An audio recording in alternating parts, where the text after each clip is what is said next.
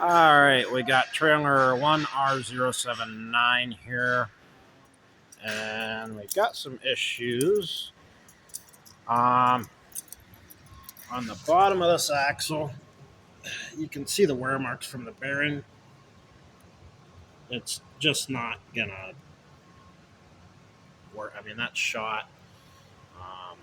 These springs, they're wore pretty bad. Those need replaced. Actually, that spring is broken. There's another break here somewhere.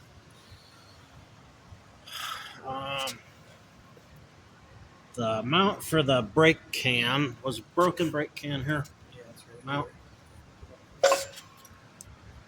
Okay. They welded up that brake can mount and it broke anyhow. And that's the one where they put a long stroke brake can on instead of a short stroke. Under here, and the axle saddles, those are rotted out.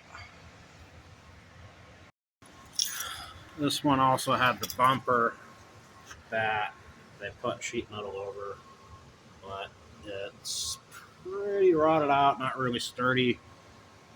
Got to be replaced. All right, the wiring on this, it's just falling apart. I mean, literally, the rubber casing's falling apart on the wiring. Those leaking wheel seals, after they replaced the wheel seals and put new brakes on, here's the parts off of it, covered in oil. You can see that's not round right there by my finger. That wheel seal is not sealing there. And also, probably can't tell with the camera, but those wheel seals were leaking around this outer edge instead of the inner edge. That chopped Cleatex did not clean this edge up, and it wasn't sealed because they didn't clean the sealing surface. Also,